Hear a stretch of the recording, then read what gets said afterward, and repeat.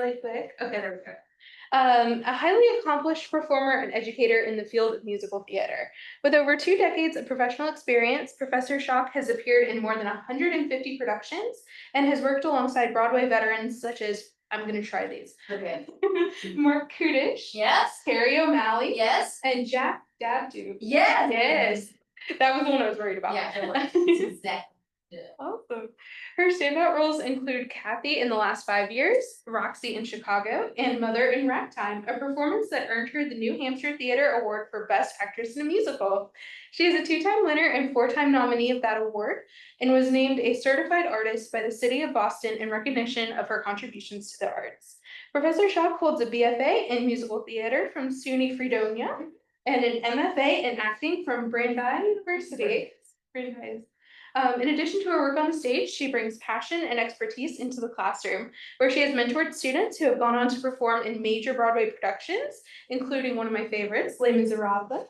I never get it right. French is terrible for me. People just say Les Mis. Yeah. Aladdin, Finding Neverland, another one of my favorites, and The Color Purple. Please join me in welcoming Professor Sara Schoch.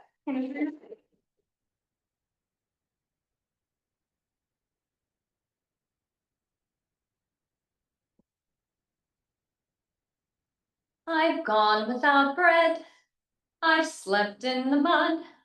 I've given my best when they've screamed for my blood. I've begged and I've bullied for any small chance to perform. And nights I've awakened my guts in a knot, remembering how much I gave up and for what. Some paints and some costumes, a pitiful tent in a storm, a handful of coins, a trunk always packed, no family, no home, just this madness to act.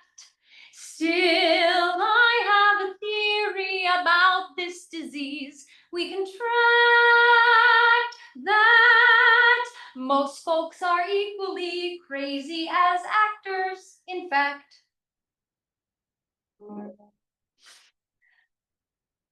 Why does a boy carve his name on a tree, or the firstborn inherit the throne? What is a sculptor aspiring to be when he spends half his life carving stone? Kings build their tombs for the ancients, poets and fools fill up the pages. What are we hoping for? What do we feel? I say we yearn to leave something that lasts, to be known for what little we've done. Men tell their children the tales of their past, and each man gives his name to his son. Something in song or in story, something of blood, something of glory, something that won't fade away in a year. Well, I will not flicker and die like an ember. Too many men flicker and die. I will leave something behind to remember. Somehow I must. Daughters,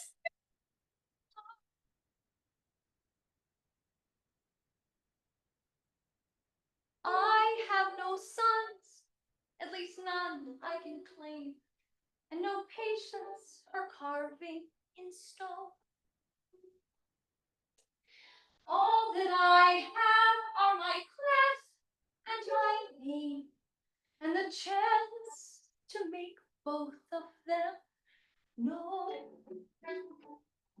This is my key to the portal, how I can leave something immortal, something that time cannot make disappear, something to say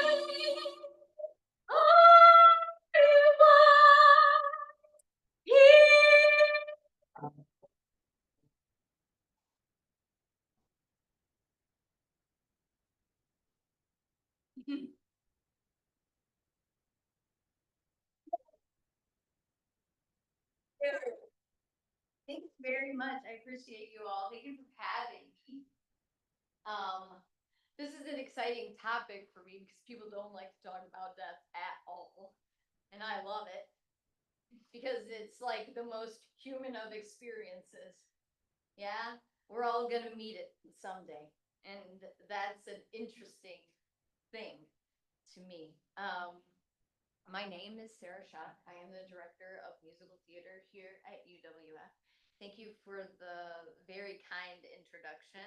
I realize I need to have my bio updated because I just finished performing my 176th show this past summer and just directed my 31st, and I'm on to my 32nd as of Monday, which is Jesus Christ Superstar, which will be right here on this campus.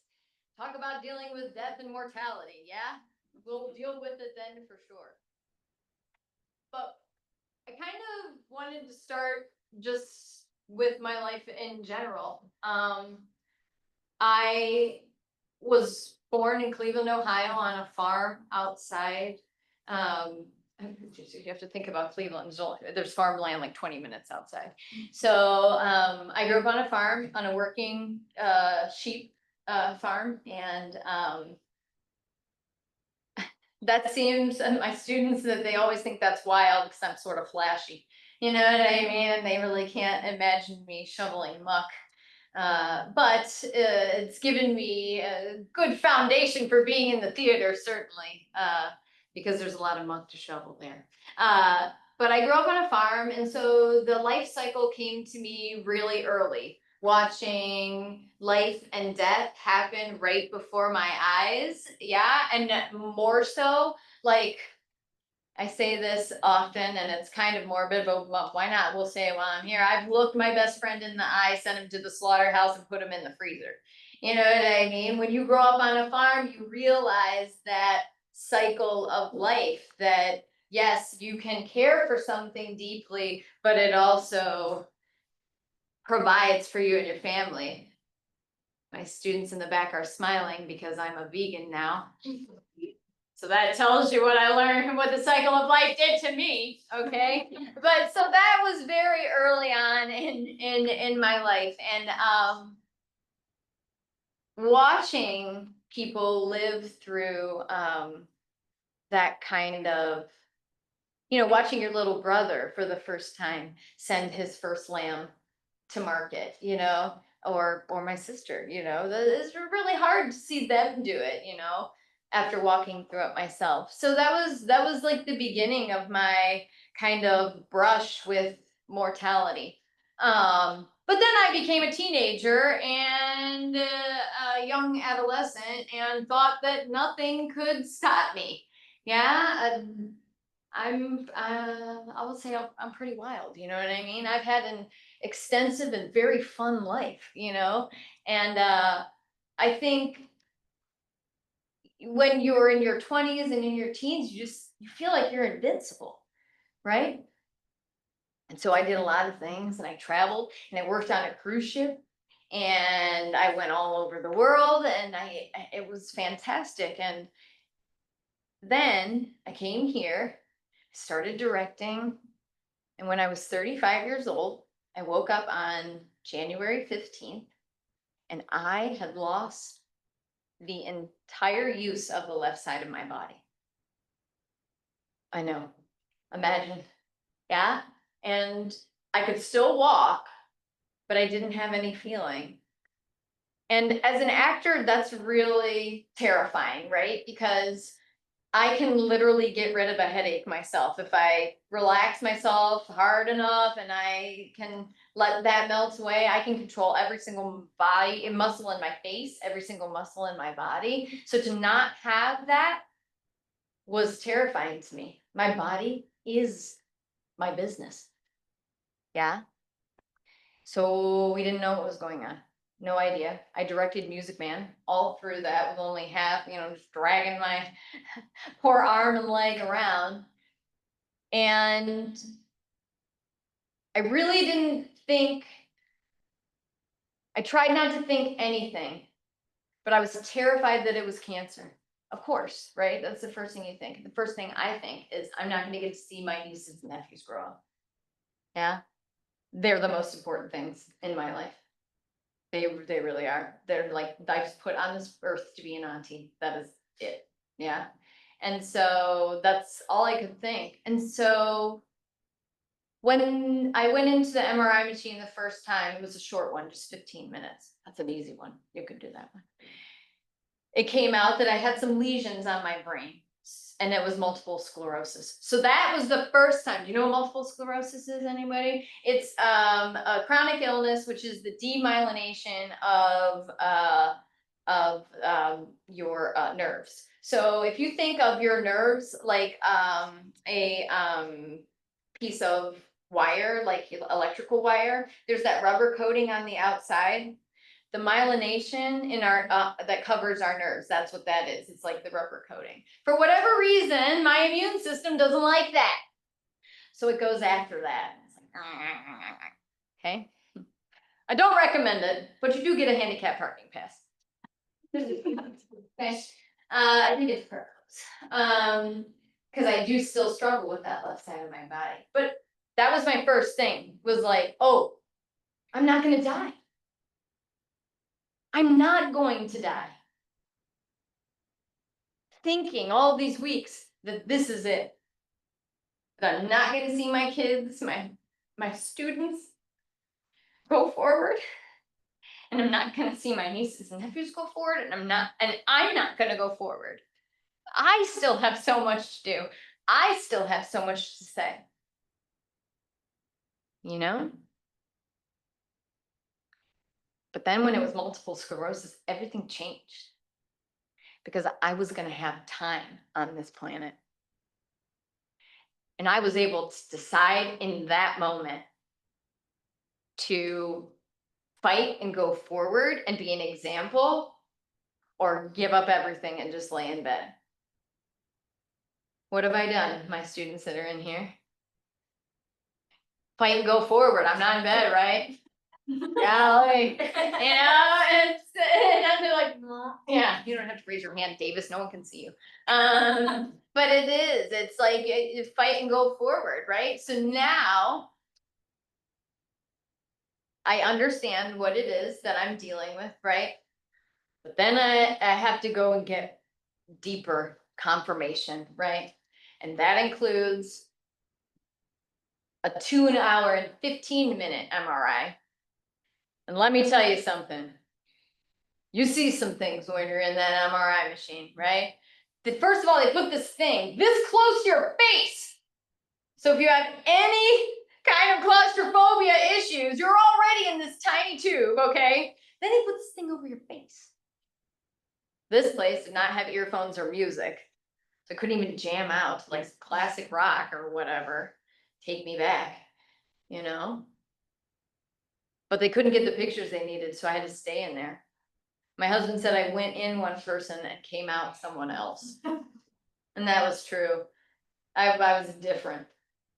I was defeated, broken. It was like just like finding out all over again. Then I have to go immediately into a spinal tap. And you start to think to yourself, what is better here? Is going in the ground better than having to deal with all of this stuff? It's not. It's not. I thought about it a lot. It's not. Because that was momentary. You know what I mean? What I've been able to do in the past 6 years is be an example. My students, I feel bad for them sometimes because they don't get any excuses. Because if I can show up, so can they. Yeah? Because if I can get there, so can they. And it's made them stronger too, I think. Yeah? Now I want to be a voice, an example. I want to bring people to UWF and also to the shows I direct that look like me, that use a cane, that have multiple mobility aids. I've got a student that has several mobility aids. When she's in a show, the track is for her wheelchair, the track is for her 2 canes, the track is if she's using 1 cane, the track is if she feels good enough to kick her face. You know what I mean? I make sure that this student knows that it doesn't matter what kind of day they're having. Because we all need grace. And in the theater, that's not something that's built in. And so for me, I'm starting to build grace in to our rehearsal processes. We don't, everybody doesn't rehearse on Wednesday, you know what I mean? Like, we have only a few people, you're very rarely called every single night, because you have to live. You have to take care of yourself, you know? We're trying to build that in as we go, because you gotta have a life too, you guys. You know? My whole life is this thing, and that's okay for me. I don't have any kids. I hope there's more for you, you know? And bringing people who are differently abled to UWF is only good for all of us. Yeah, because I meet so many little kids and they are not scared of my cane at all. You know who's scared of my cane? Like middle schoolers. So terrified of it. Why? It's sparkly. I don't even know where she is. Where's Tiffany? Oh, here she is. Tiffany. She's sparkly. Well, why would you be afraid of her? You know, I met a little kid on the street. He was like, "Hey, it's like you got 3 legs." And I was like, "You betcha, kiddo." You know, I said, "I'm faster than you. Want to race?" You know, because I got 3 legs. You know, and when you get society teaches us to be afraid of people who look different than us. That's a whole bigger conversation. But in my oh, so they're writing notes. I didn't know that was a thing. Oh, excellent. I'll try to answer your questions in a second. Yeah. I didn't know that was a thing. What was I saying, Kata? Kelsey, do you remember? This is another thing about the MS. Sometimes it just goes right out. So I always get nervous about lectures. Introduce UWF. Oh, yeah, and just having more people. Oh, right. So we all get comfortable with seeing people of different abilities, and that for me is invisible illnesses too. You know, because my illness isn't always visible. Yeah, so that means making space for people in the theater who have autism, or who have Asperger's, or who have a physical disability, or whatever. There's a place for everybody here to work through their emotions. Theater is a very healthy place. One of the things I wanted to talk about was, when you're an actor, I've died 1,000,000 times. I have died 1,000,000 deaths. I've lived 1,000,000 lives, but I've also died 1,000,000 deaths. You gotta get good at dying. Yeah? It doesn't look like you think it does, trust me. Yeah, you have to, and as an actor, you have to internalize some of that. What's worse is when you have to watch someone you love get killed every night. Yeah, my best friend in grad school, I was doing A View from the Bridge, which is by Arthur Miller. It's a story of a longshoreman who lives in Red Hook in New York City, and his family, his wife, their niece, and then their cousins moved from Italy. Like, basically just that's the hot take on it. Okay. But I was the wife. My best friend in grad school was Eddie, the husband. He gets shot every single night. The first night, it was so real, guys. It was so real. I was not prepared to see all that blood on my friend Jonathan. I was not prepared to have it on my own hands and see that and like go and when you go to school, you learn how to separate all this. Okay, but I was in the learning process of how to separate it. But I had to live in at least a little bit of that space every single night. That is something to contend with, friends. To have to go home and figure out how to calm yourself down every single night and remind yourself that it's not real, even though it's on your hands. You know, you really have to start as an actor. We go there, we trip to that point, and then we have to bring it back so we can rein it in. But I'm telling you guys, when I looked down at that first, and I thought, this is the first time I've ever seen somebody my age look dead. He looked dead. I'm telling you. It was crazy. And someone I loved like that. I had lost my grandfather. You know, he's been gone 15 years and I still cry every day. That is a wound that will never heal. And I think for me, I really struggle with the finality of death. You know what I mean? I just can't, because I have a wild imagination, right? I just cannot believe in the idea that I will never see this person again. I don't know what's on the other side. There's a good chance I'll probably see somebody on the other side. You know what I mean? But I don't know. I've never been over there. I have yet to have a near-death experience yet. Hope I don't get there. But you know, it is that. So I don't know. Having to confront that as part of your job, it's really interesting. And to look at it, it's a little bit sick, but my job is to help people experience emotions that they are not brave enough to experience themselves. That's really my job. So when you come to the theater and you watch us perform and stuff, we're trying to help you work through your things that you might not have the emotional intelligence to deal with at that moment, yeah?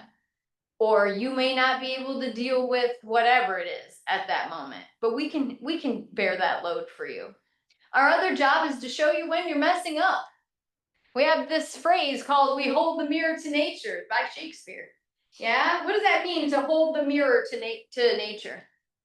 Anybody? Go ahead, yeah. To reflect it. Yeah, reflect it. Look at what you're doing. If you keep doing it, you will end up this way. If you stop it, it could be like this. You know what I mean?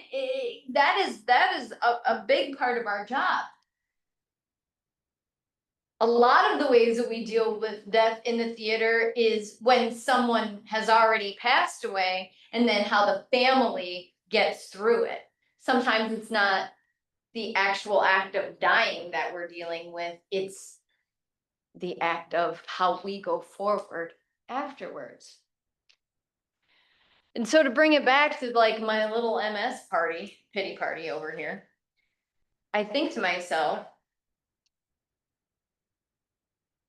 I have the opportunity always to just stay at home and pull the covers over my head and just be like, I quit this shit. I can't do it anymore. Oh, I'm sorry. Okay. Sorry, that's another thing. Yeah, sorry. But I quit this, you know, I can't do this anymore. But there is this part of me that absolutely won't quit. There is the part of me that will not die.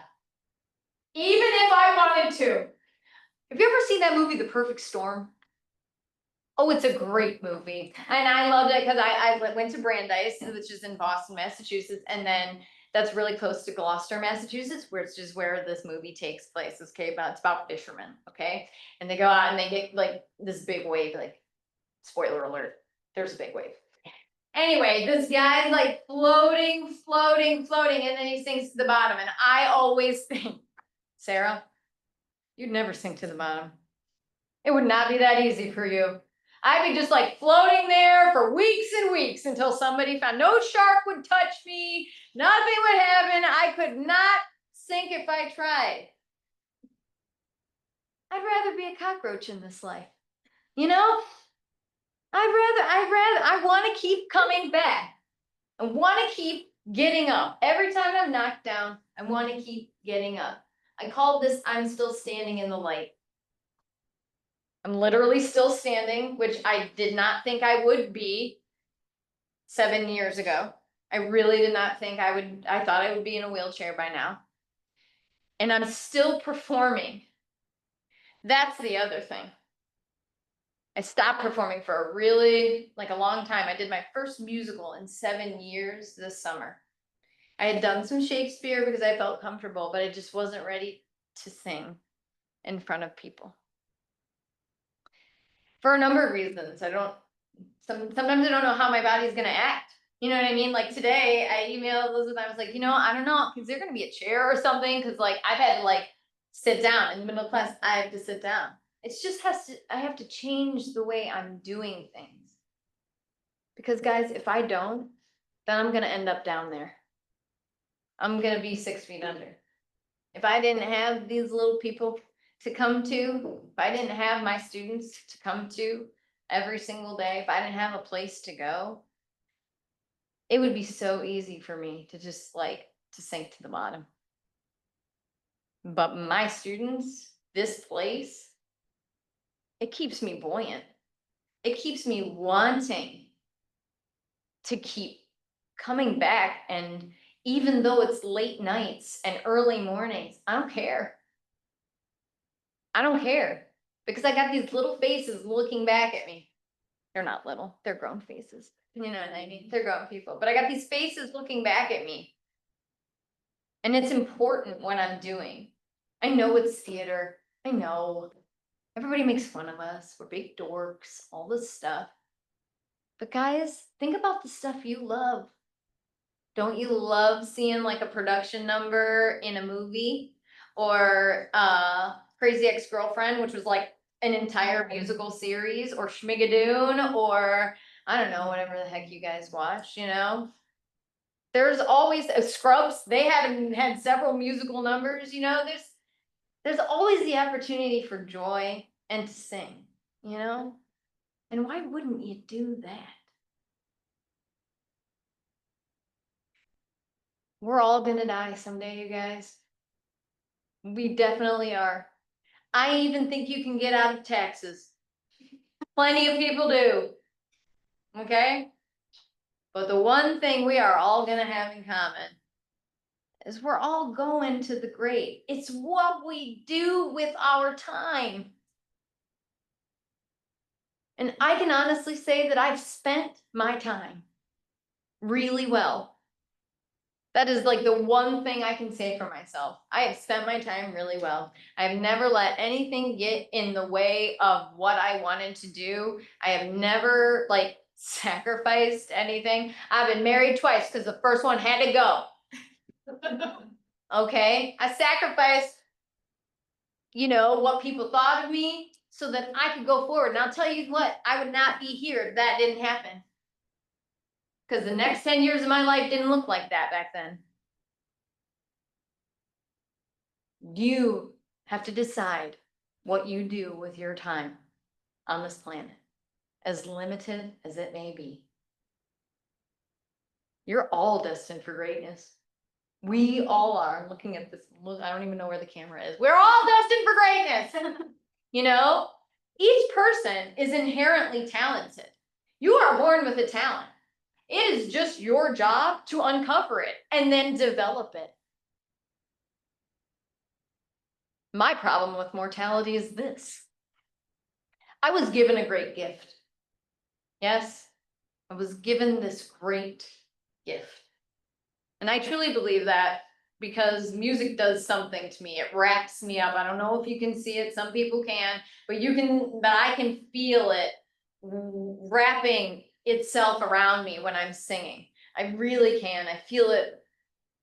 I feel like my chest is cracking open and showing you all of me when I sing.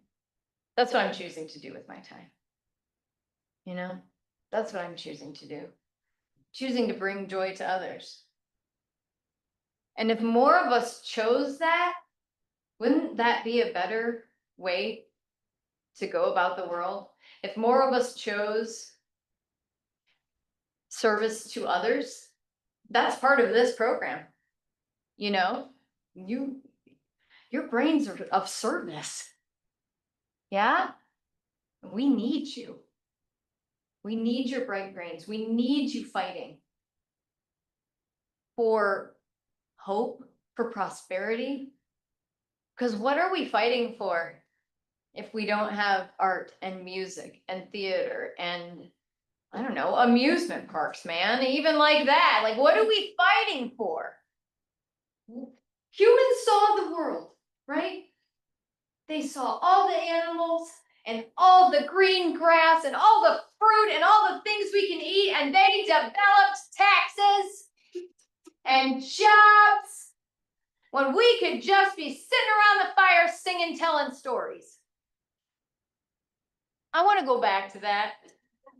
Okay, and I tell my students all the time, I truly believe that we are the descendants of the great storytellers of the ancient tribes, yeah? And if you're like me, you believe that we are all of one tribe. We all crawled out of the ocean together and lost our tails. You know what I mean? So yeah, I love you. You're good. You're smiling back there. I love it. Yes, sir. You. Yes, I'm talking to you. You're with me. Yeah. But you know, if we're all descendants of this one great tribe, there are three people, three main characters in the story in the tribes. Who are they? Chief,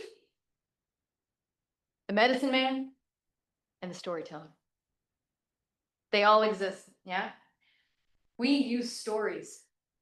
We used stories before cave drawings, before any of that, to pass down our history. That's theater. It's been happening since the dawn of time, and I believe that we actors are descendants of those storytellers, except our tribe is much, much bigger now. It's like 7 billion people or something like that. So that makes sense. There's like 80 million actors, right? So we're just descendants of that. And it's our job to pass on these stories and to keep holding people accountable, I think. That's part of what theater is. That's part of what theater does. And like I said, we've all got one foot in the grave and one foot on a banana peel. All right. That was my grandfather. That's something he used to say. But it's true. Our time can be done at any minute. You can't wait. You can't wait to do what you're meant to do. Whatever it is. If you love something, I don't care if it's D&D. I don't care what it is. I love D&D. I don't care if you know what I mean? I don't care if you love Twilight and want to write your own fan fiction. I don't care. If it makes you happy, do that. Because that is your service to the world. That is your life's blood. That is your service, guys. That's how you leave your footprint on the world. That song I just sang, I Was Here, from a musical called The Glorious Ones by Aarons and Flaherty. They wrote Ragtime. They also wrote Once on This Island, and I don't know what's another popular one people want. Oh, Anastasia. One step at a time. They wrote that too. Okay, anyway. You guys don't know that? Anastasia? Oh, I was gonna say it's a cartoon. Let's go.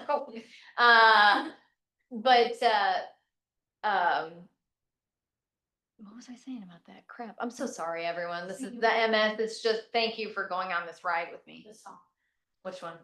that you just sung. One step at a time? No, it wasn't that. No. Anyway, help me, Kelsey. Sing one word. What? The glorious ones. Yes. So I'm so sorry. I hope we can edit this. Or not. You know, this is what living with MS is like. Honestly. It's like you get on one tangent and then the next. Okay, so the glorious ones, the song I just sang. It is about an actor who, what we do only exists in your mind. We rehearse over there for 6 or 7 weeks for 6 performances, and then we just tear it all down, put it in the dumpster. That's nuts. But that's art. It is fleeting. It is fleeting, and especially what we do, it only exists in your mind and your memory. You can't go back and watch that same performance will never be. What about the time? Oh, Davis, what about the time you pushed the table off the? Yes? Those people, they were in the splash zone, yeah? And they got a table right up in their face. You know what I mean? It was good. It was such a good example. It was such a good, yeah, it was good. It was a good thing that happened. But that will never happen again, I hope. You know what I mean? I hope it probably will. But you know, those people, they had an experience that night that no other audience had. They didn't know that was a mess up. For all they knew, I told Davis to lift it over his head and smash it on the thing. You know what I mean? But they saw something different. And then you all reacted differently. So it was just this beautiful thing, you know? Accidents are wonderful as long as nobody gets hurt, you know? I think you cut your hand, didn't you? Yeah, you did though. Little tetanus shot never hurt anyone. But you know, when people get in a theater, their hearts all beat at the same time. Did you know that? When people are in a theater watching a show together, their hearts all beat at the same time. Same speed. That's crazy. Think about how many people are in a theater. That's an actual scientific study. You can look it up. I wouldn't say it unless, yeah.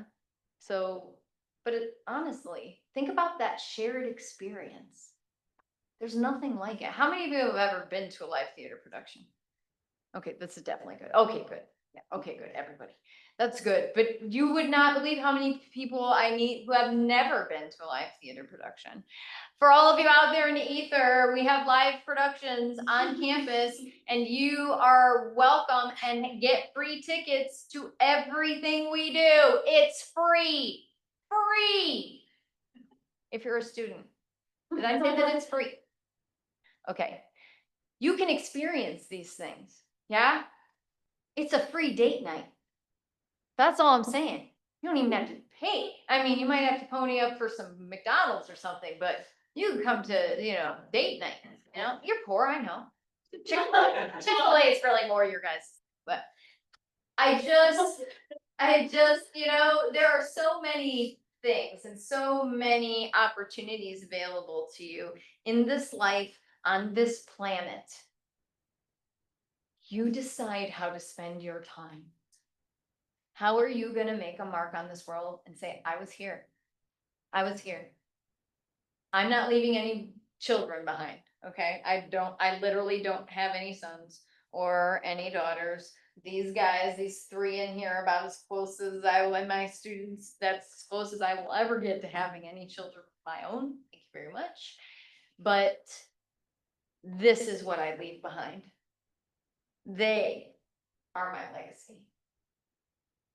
And that's how I choose to be remembered, is through my students and through the art that I'm making right now.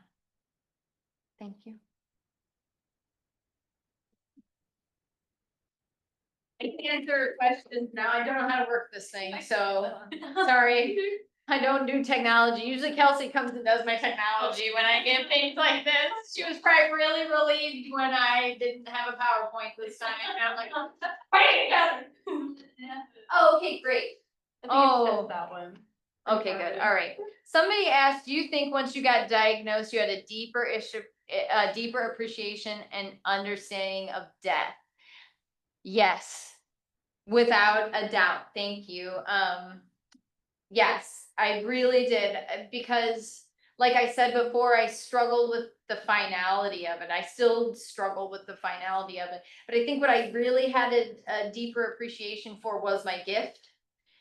That's what I really had a deeper appreciation for, was this gift that I've been given. But also there's a second part of that. There's anger, right? Because I have got this gift. And I also have the gift of teaching, and I have the gift of directing, right? I have this gift of making art. I did everything I was supposed to do, guys. I went to school. I did well. I had a working career in the theater. I took care of my voice. I gave back to people. And then I get struck by this lightning bolt of multiple sclerosis, man. What else am I supposed to learn? You know what I mean? In this lifetime, what else am I supposed to be learning? Like, what else can you teach me? I've lived through the theater, for crying out loud. What else am I supposed to learn? And I still think that I'm figuring that out. If you knew me 10 years ago, I was a much different person. If you knew me 5 years ago, I was a much different person. My multiple sclerosis has given me a completely different outlook on my life and the lives of others. Like, I don't deal with people's BS anymore. That's it. Like, sorry, I ain't got time for that. Tired? I don't feel good. I'm in pain. Unless you got a real problem, then you bring it to me. You know what I mean? I like kind of remove myself from the noise of life. Like I don't get in people's stuff anymore. Like I'm not interested in like their gossip and any of like I just don't care about that stuff anymore. And I think it's given me a deeper appreciation of life, but also what I'm racing towards to finish whatever it is I meant to finish before whatever the end is. You know, guys, I could get hit by a bus tomorrow. People don't die of multiple sclerosis. They die of complications from that, which is like pneumonia or something like that. But really, and honestly, I'm probably going to die of old age or get hit by a bus or something like that. You know, so I think it more makes me appreciate what I have to do, and it makes me run faster, work harder, because I don't know. None of us know. None of us know when time's up. So our goal is to get everything into whatever time we think. My philosophy is the power of yes. I literally don't say no to anything because I never know what that's going to lead to. If I hadn't done a reading of a new musical, then I wouldn't have gotten on the cruise ship. If I didn't get on the cruise ship, that wouldn't have led me to my first master class. If I didn't teach my first master class, then who knows? I would not be standing here today. Because how would I have figured out that I like teaching or even knew how? You know? So it really gives me an appreciation for what I have to do in the time that I have. Yeah. Next question. I love you too, Maggie. Main's on the thing. Love you too, Maine. Someone wrote, do you still have some small fear of death, or do you feel like you now see death mortality as a motivator to keep moving? Yeah, I think I've said most of that, but yeah, I absolutely fear death, man. Sure. I think if you don't, you're not alive. I think the bigger part for me is like, I don't know what's next. I can't imagine not being, but I don't know that it's pearly gates and trumpets and all that either. I would be pleasantly surprised if that's what it is. You know what I mean? That would be awesome. But I don't know what it is. I don't know if I'm going to come back as like a dung beetle or something, you know? I don't know. I have MS, so I feel like I get to be like a house cat or something if I do get to come back as like something. But I do think that like not just my death, but my loss of mobility, or you know, there may come a time, you guys, when I'm not able to speak anymore, you know, or see, or you know, so it's just like I'm a ticking time bomb. My worst moments of the day are when I go to bed and when I wake up, because I don't know what the next morning's gonna bring. And when I open my eyes, I have to do like a full inventory of like, all right, what am I gonna be able to do today? You know? So I think it does give me both an appreciation for my own mortality and what I'm able to do. But it is that fear keeps me going because I'm on a clock. We all are. We all are. The second question is, do you feel like your MS diagnosis changed your perspective on life in any way? Yeah, I'm pretty sure I covered that. Yeah, and I could be dead. When something happens in your brain, there's like two things it's either not that bad or real bad. My cousin is a brain tumor survivor, and it was like right here, and I had that in the back of my mind as I was going through this whole, and so did she. You know, could there be two of us in one family that developed this brain tumor? Nope, just a brain tumor and MS. You know what I mean? Maybe got one of each. So, I was already pretty funny. I think MS has made me even funnier, quite frankly. So thank you, MS. I really appreciate that, because like you cannot get through the day. I mean, I trip all the time. I fall. I constantly am forgetting what I'm saying. I will be thinking that I want to say the word canoe and say captain or something else. You know what I mean? So my students get really good at like translating me, and they get really good at keeping me on the track. And so I thank them all the time because they help me just as much as I help them. So I appreciate that. Any questions from anybody in the room? Hi. Hi. So my dad has been battling cancer for like a decade. Yeah. And he's been a musician all of his life. Oh, Right now his throat is swollen and we're not sure what it is. But he's losing his ability to sing. Could you talk a little bit about your reclamation of singing in musicals? yes. Oh my God. First of all, let me say that I'm so sorry. And one of the most difficult things for a singer is not having their voice, right, Kata? Kata, who's sitting right here, she just went through 3 weeks of not being able to use her voice. And from one singer to another, it is literally the scariest, most humbling thing. Because the voice is the one instrument that is organic. It is such an identifier of who we are. You can't just get another voice. You know, you can get a steel rod in your spine or in your arm, but you can't get another voice. And so first of all, let me just send my love and my light to your dad and to your whole family. Because once the music is silenced, it's really, really difficult. The reason I said yes to the musical that I did this summer was I'd been off book for it since I was 12 years old. Like I'd had it memorized since I was 12 years old. I knew every single word, everybody's every single word. The reason I said yes to it was because I knew I couldn't get lost. I knew I couldn't get lost. I knew that the theater I was doing it in was a safe space for me because they were the first people to hire me back when I decided to put my toe back in the water with acting. They were the first people who put me in a role. I was Kate in Taming of the Shrew, where I had my cane, but it was something people just forgot about. It was just this actor, this woman is handicapped. That's not part of the costume. It's just this person living life. And this musical came up and they couldn't find anybody to do it. And so the artistic director called and said, you know, what do you think? And I said, I think if you give me an understudy, I'd be willing to try it. Because that is actually the bigger part of it. What if I can't?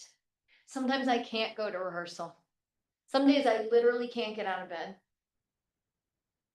Physically. Mentally, I'm like, oh my God, what's happening? You know, but there are days I can't get out of bed. So they gave me an understudy. And that gave me the confidence to be like, all right, if it doesn't work out, this person can go on. The pressure was off of me to have the whole show on my back, you know? But it was also time to reclaim my voice. I teach people how to find their true speaking voices and their true singing voices. And it was time for me to put up or shut up.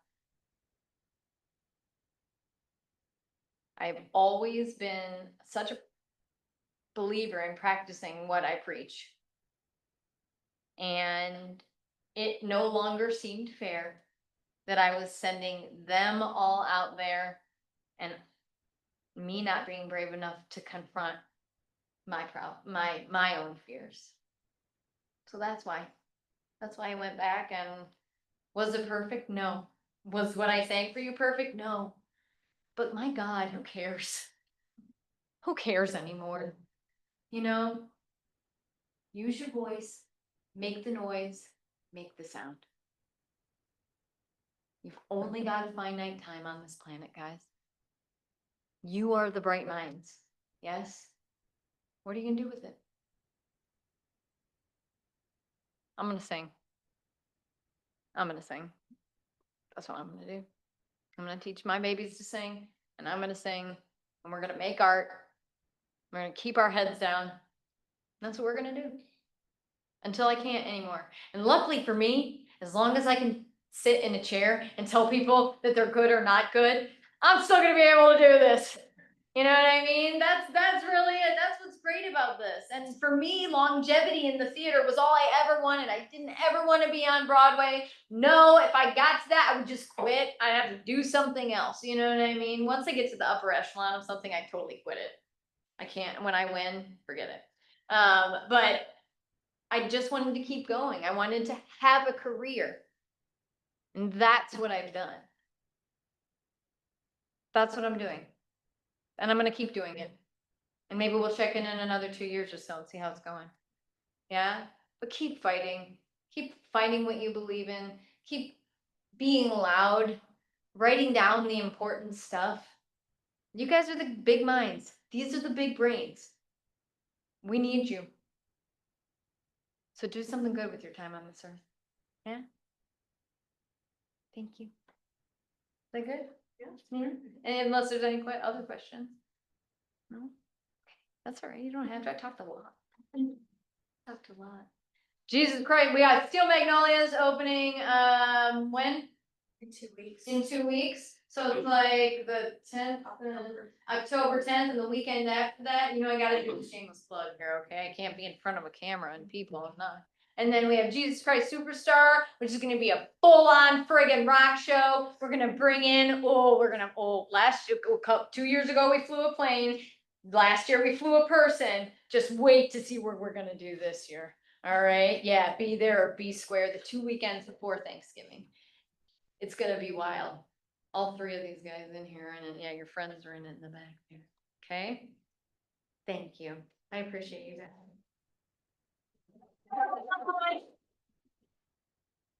Thank you so much. That was amazing. So we really appreciate it. We appreciate your time sharing your story with us. It was my pleasure to have such a freaking attentive audience.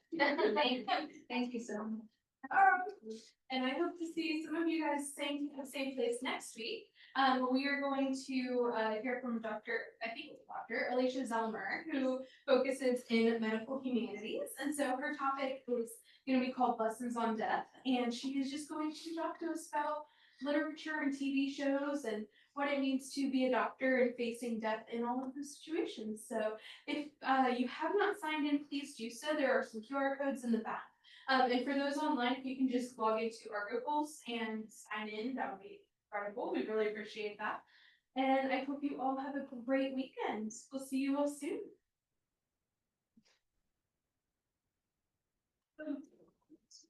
Okay, but